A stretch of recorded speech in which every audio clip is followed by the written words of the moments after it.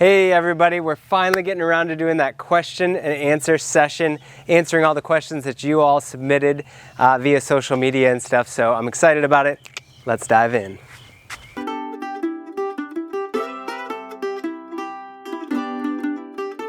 Hey everybody, Jack Barnwell here. We promised that we would do a Q&A for you, and we've gotten quite a few questions through different social media platforms and stuff, so we are delivering on that promise here this morning. It's the end of March, and we figured we'll do a Q&A session like this at the end of each month, so keep the questions coming. But without further ado, we'll start with the first question on the list here. What was your inspiration for gardening, and what age? So thank you, by the way, for all these questions. This is going to be quite a bit of fun, I think. My inspiration for gardening really came from my parents. Both my parents were gardeners and were kind of in the green industry growing up. So since I was really quite young, my brothers and I were out there in the garden and in the landscapes helping out and stuff like that. So for those of us that are parents now, certainly encourage all of you to get your kids out there weeding and digging in the dirt and planting flowers and learning about how to grow things and why to grow things, because it's an extremely important education to pass on for sure. So, and what age, I guess, I don't know, maybe I really started in probably when I was, quite young, 2, 3, 4, I'm sure. Very young I was out there. I've seen photos anyway of me when I was even 1 year old, covered in mud and dirt out in the garden. So I think I liked getting dirty from a very, very young age. Next question here. What is your first step when you have a yard that is a blank slate? So jumping into design a little bit here.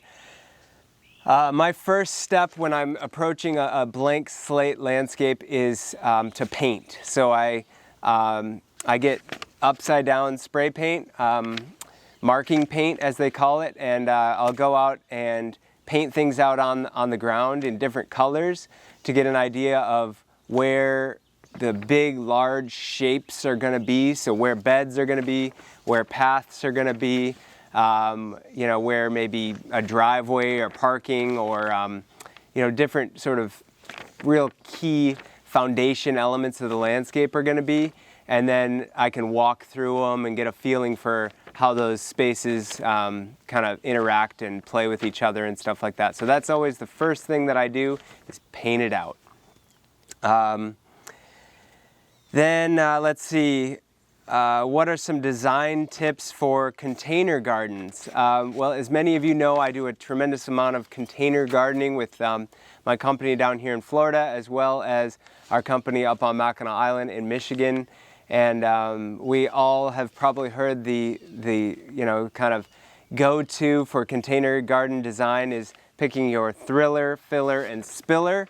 And that's certainly probably the most important elements of a container garden design, is making sure that you've got different height and varieties of texture and different plant attributes so that your container planting looks really, really full, and you've got a different variety of plant species and stuff in there to have some good color contrast and stuff. But I think that it really depends on where those containers are. Is probably the most important element of container garden design. If they are two planters that are flanking a front door to a real formal entry, then the plantings themselves might be quite formal and be a couple topiaries with ivy or something, and really simple and basic. So probably the form and the look and style of a container planting is it's more important to consider the function of what those planters will do for that space. But most importantly, have a ton of fun. I mean, the beauty of container gardening is that you've got a controlled environment, so you can kind of have a little bit more fun without the risk associated with putting stuff in the ground, where you have a little bit more to deal with pests and issues with irrigation and all kinds of issues that come with jumping into the landscape. A container is a little bit more approachable for all of us, so I just say have fun. Moving on here, when is the best time to plant your bulbs in various zones? So that question, we could go in a lot of different directions with that one because it depends on what kind of bulbs you're talking about. There are fall planted bulbs and there are spring planted bulbs. If we're talking about spring planted bulbs, I'm talking about things like dahlias and gladiolas and caladiums, things that you'd put in that are going to grow quite fast as a summer blooming bulb. Lilies and stuff like that you can plant as bulbs, and they will perennialize, of course, like ornamental lilies and stuff, but you can buy them as bulbs and plant them in the spring. So for spring planted bulbs, you want to wait until your soil temperatures are comfortably in the 50s, probably even 55. Planting them early really isn't going to do you any good. They're just going to kind of have stunted growth, and you run the risk of having rot in those bulbs. If you plant them too early and it's a little too cold and moist, it's really not worth it. So wait. In northern climates, that's going to be mid-May to even, and as far up as Mackinac, we're not planting any of those kind of bulbs until June even. So be patient. I would say wait until your lilacs are starting to crack color before planting any of those spring bulbs. Would probably be a good rule of thumb. And on the flip side, fall planted bulbs would be your daffodils and tulips and hyacinths and things like that you're planting into their dormant period and then hoping that they're going to come out and be beautiful for you in the spring before the squirrels and deer eat them. But those guys you want to plant when things start to cool off, when things start to go dormant. So my rule of thumb on those is when all your hostas start to turn a little bit yellow and the leaves start to go dormant and suck some of those nutrients back down into the roots of those plants. That's a good time to be turning the soil. The soil won't be frosty and frozen by any means yet, but that's a good time to get out there and plant your bulbs. You want to beat that first snow, of course, because digging snow out of the way to plant bulbs is sort of just a pain in the So that covers your bulbs on the fall and the spring side. We could go on and on about that. So any other questions on that, submit them and we'll cover them in the next series of questions. But I do love planting bulbs, so we can talk more about that later. The next question is, what are some good small space gardening tips? A lot of people have small little spaces that they're working with and they're trying to do these big, grand, glorious gardens in smaller spaces, which is great. And we all have unique challenges for sure. In small spaces, I like to talk about the fact that even if a space is kind of small, you often have the variety of height that you can work with. So don't think of things so two-dimensionally.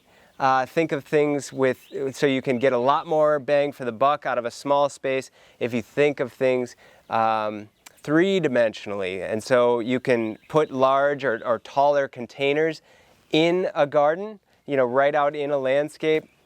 So you can plant up those pots. Again, you have that controlled environment, so you can have a really cool splash of color in and amongst some ground cover or some other plants and stuff, and have planters of varying heights out in a small space. That can work really well. Even something like a shepherd's hook hanging a hanging basket gives you another element of color in a small space. So think about height and how you can use the height that you may have instead of two-dimensionally working with a small space. That's going to limit you a lot more than you might think. The next one, we get this one all the time, is how to deal with deer. So this question in particular is, what barrier suggestions do you have to keep deer out of a garden? So I've looked this up, and deer can, white-tailed deer and a lot of the deer that we deal with, especially up north, they can jump over, they have been seen jumping over an 8-foot fence, but certainly a 6-foot fence. That's an extremely high amount of vertical leap. But deer do not like to jump over fences that they cannot see through because they don't know what the landing is going to be like on the other side. It could be a gigantic pit of crocodiles, right? They don't know.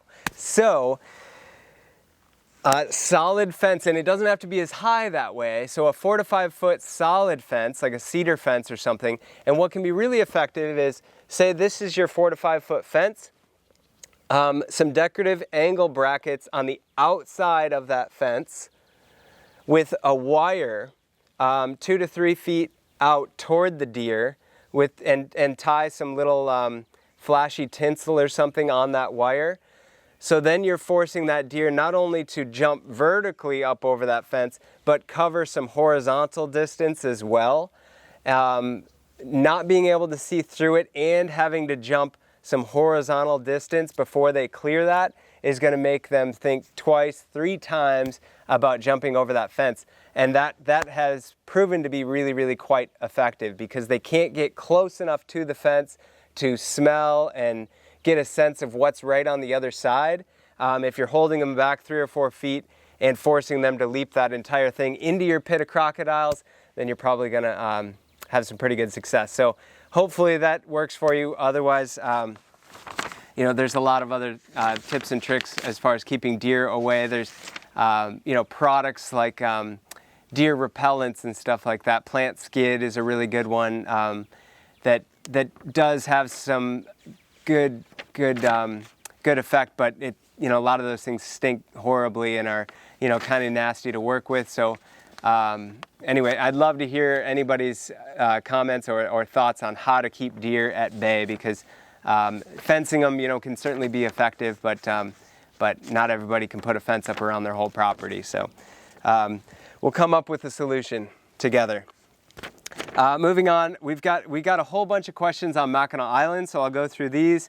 The first one is, what do you think, or what are your, you know, concepts on manual pruning versus mechanical pruning, and which is best to use and when? So it depends on the plant, of course, and most importantly, the function of that plant. So a plant that is used as a screen planting or a hedge planting can be pruned a lot more mechanically, because as you're pruning those branches off and they're splitting, you know, the new growth is splitting and getting more and more and more dense. That's really the desired look of like an arborvitae hedge or something, for example. So mechanically pruning that really, really tight is going to produce that desired look. Now, because of that style of pruning, you're basically making a really, really dense outer shell to that plant. So the inside is going to be basically bones or dead growth, you know, or sticks. And so that can be fine for a hedge because it's going to just be a solid shell, and that's what's, you know, your desire is to kind of be a screen anyway. If you're doing that style of plant or pruning on more decorative trees like crab apples or, you know, Japanese maples or something, then you're going to create this really, really dense canopy with nothing, you know, underneath, no branches and no growth underneath, and so it's going to look like a really silly lollipop in the landscape, and it's not at all going to be that desired look. It's going to be fast, and you can quickly hack that thing down, but it's going to create growth that is really, really not desirable. So as far as ornamental trees, it's going to be a lot better to do some more selective feather pruning, and maybe we could do a video on feather pruning and pruning techniques and stuff out in the field, and we'll do some of that, especially up north where we do a lot more tree and shrub pruning. Down here in the tropics, things are kind of whacked back pretty hard, and they just kind of grow like crazy anyway. There is certainly, you know, plenty of good pruning techniques to be used down here in the tropics as well, but certainly up north we'll do some pruning videos to specifically show how to prune Japanese maples, which is something I personally really love to prune anyway. And sorry about that, I think I just hit the mic really hard. So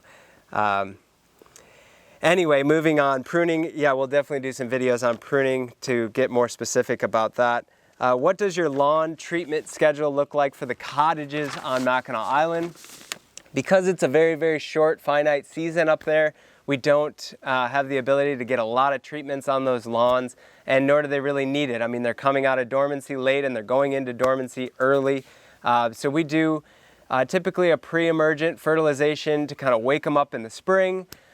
We do like a weed and feed like product to knock down the dandelions and broadleaf weeds and stuff and really juice them up for a secondary feeding that typically happens in May or early June. And then we usually do one more turf, for just sort of a general turf fertilization to kind of make sure they're super nice and healthy and green through the season.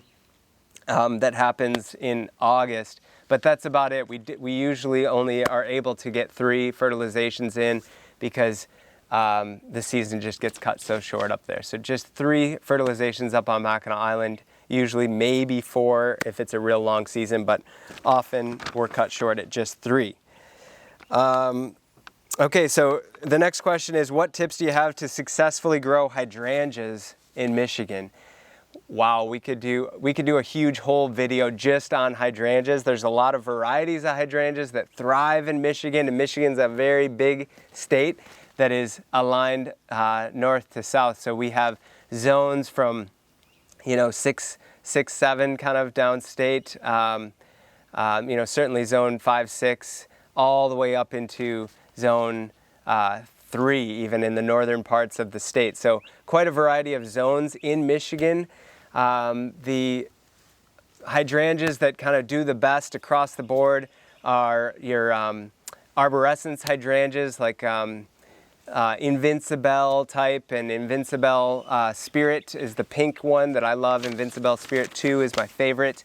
And those are great hydrangeas. You can whack them back really, really hard in the fall or the spring, and they bloom on all new wood and all new growth. So really tough hydrangeas. The panicles have gotten super popular, like the Limelight and Quick Fire hydrangeas.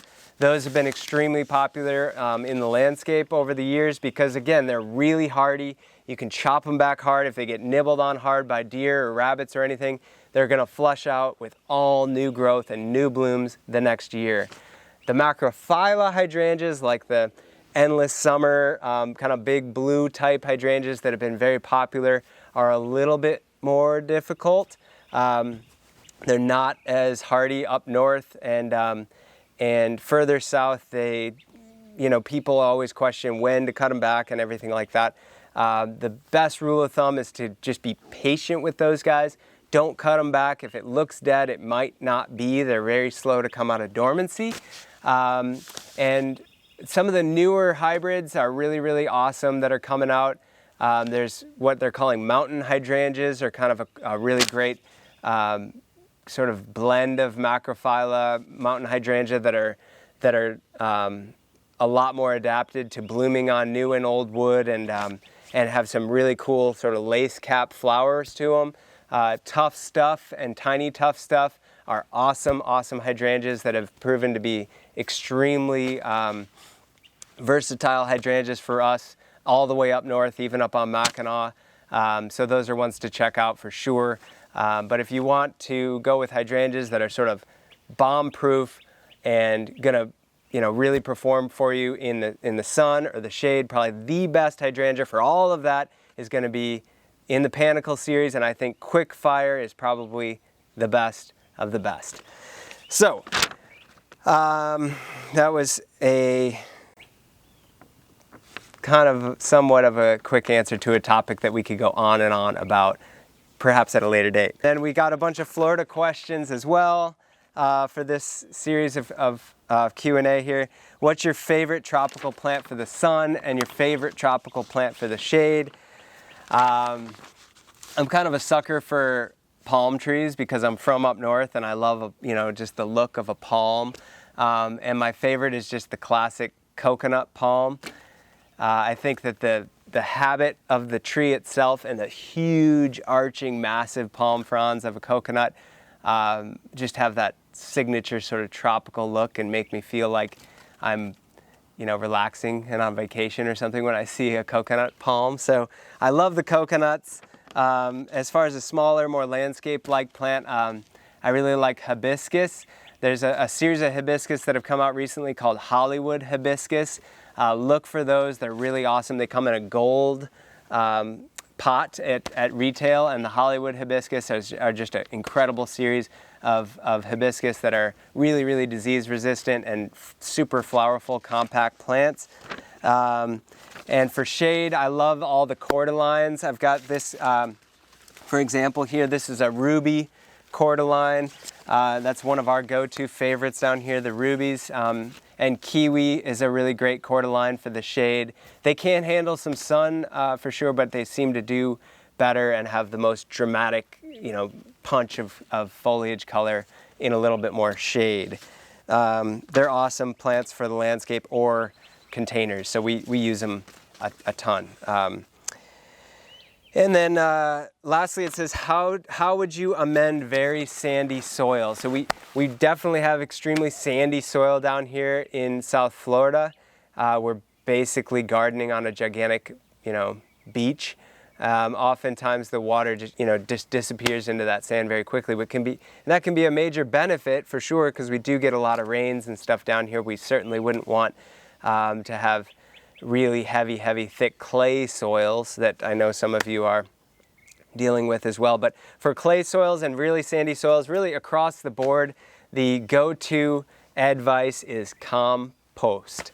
So as the best compost that you can find from a local farmer, cow manure, composted cow manure is really, really great. Try to find somebody that is actually working manure and turning it and producing a product for sale that they're selling by the yard delivered.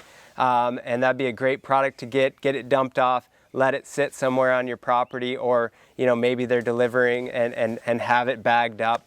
There's a lot of companies all over the country, like up in Michigan, there's a company doing a product called Dairy Dew that's awesome.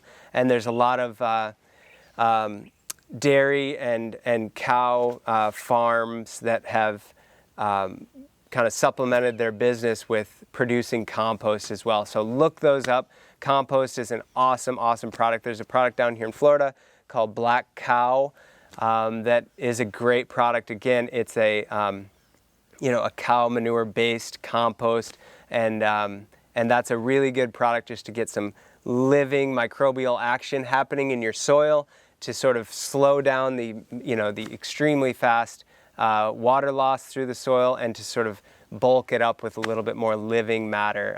It's going to be really, really great for your plants, and also a little bit of moisture retention as well. So compost is key pretty well across the board. Yeah, that's about it that we had for questions for today. Let me know if you guys have any others. We'll do this once a month, and thanks for checking us out across the board. Catch you next time.